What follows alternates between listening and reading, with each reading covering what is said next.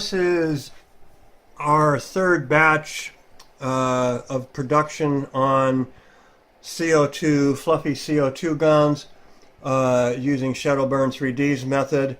And the main difference this time is that now I'm using an actual zinc rod which I've obtained instead of a rolled zinc sheet forming a zinc tube.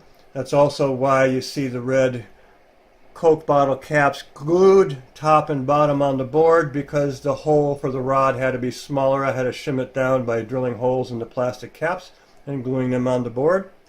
And again, we're about 1/4 of an inch into the water with the electrodes, as you can see.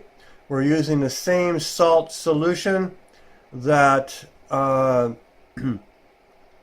was used on the previous batches. It has to be topped up a little bit each time with the same percentage of salt in the water. But it does seem that reusing the solution helps the process along a bit. So we're going to only let this run 3 hours and then harvest if it looks like we've got a batch to harvest. And then we will rerun it and we will get our volume of GaNS that way. I do believe it will produce a purer CO2 GaNS. The longer it runs, the more zinc oxide it produces. So the previous batch was run at 6 hours. We'll try this one at 3. We're again at 0.08 amps and about 1.2 volts.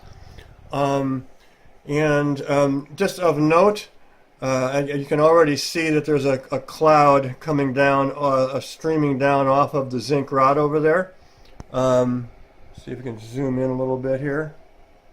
It's kind of hard to see with the stuff in the background. There you go. You can see it coming down. And I'm going to have to get out of here. When I first hooked this up, I actually had reversed the leads accidentally from the power supply. Had the positive on the carbon rod and the negative over on the zinc.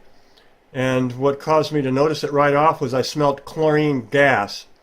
The smell of chlorine, like strong smell of chlorine coming off of a swimming pool. And I immediately looked and saw the mistake, shut off the power supply and reversed them. So be cautious of that, because chlorine gas is highly toxic and poisonous. Okay, that's it. We'll check in about 3 hours and see where we're at. Okay, this is after about 3 hours, and we can see we've got a nice little bit of GaNS piling up there below the zinc rod, and there's kind of a band of it there a little bit higher, and we've got quite a bit of I can see there's a white spot here. I don't know if you can see it on top of, yeah, there you can see it, on top of that pile of GaNS. And that's coming from this formation. It's fallen off of this formation that's up on the bottom of the zinc rod. So I'm going to see if I can't clean that off and maybe let this go another hour and see what we get. I think we're starting to get into zinc production there, but if I clean the zinc rod off, it might help. Okay, here we are. It's about 4 hours into the GaNS production process with this setup, and it's looking quite nice actually.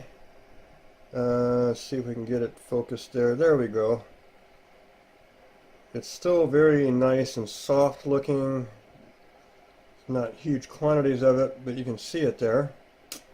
And I did clean that zinc electrode off.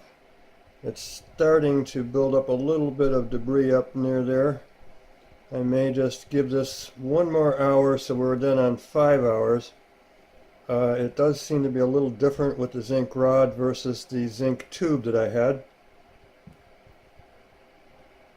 And yeah, I think we can go 1 more hour and then I'm going to probably stop this.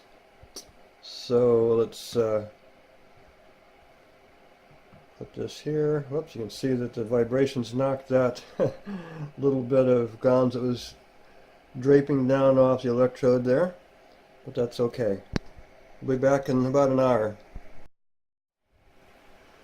Okay, here we are. It's 5 hours on this GaNS production run, and we're going to stop it here. It's looking nice, and as I have learned from the last 2 GaNS runs with this particular production cell, that after this point is where we start picking up more zinc oxide. So I'm going to go ahead and end this and harvest and do the rinse. And you just saw the GaNS that was hooked up to the zinc rod fall off there as I bumped it with the light. And so you can see we kind of have a double layer, some on the bottom and some that hovers above the bottom there. That's not, unfortunately, that's not aminos on the top, and that's just bubbles. So, yep, we're going to wrap this up, and then we'll run it again, and we'll have a look at what this looks like after I've got it rinsed and harvested. Okay. Okay, so you can see here in this jar we have the final harvest of the GaNS made in this particular GaNS protection run. There's some in both the small jar and the vial. Wasn't able to get it all into the jar initially. There's actually a couple of vials full of it. But you can see from the very first GaN production cell that I did using this method from Shadowburn 3D is on the left. It's much denser. There's a lot more zinc oxide in it. And then the second one is lighter, more translucent, still not as light and fluffy as the one on the far right. So by not letting it run as long, we got a much better and higher quality GaNS that's much fluffier, much lighter, much more CO2 rather than zinc oxide.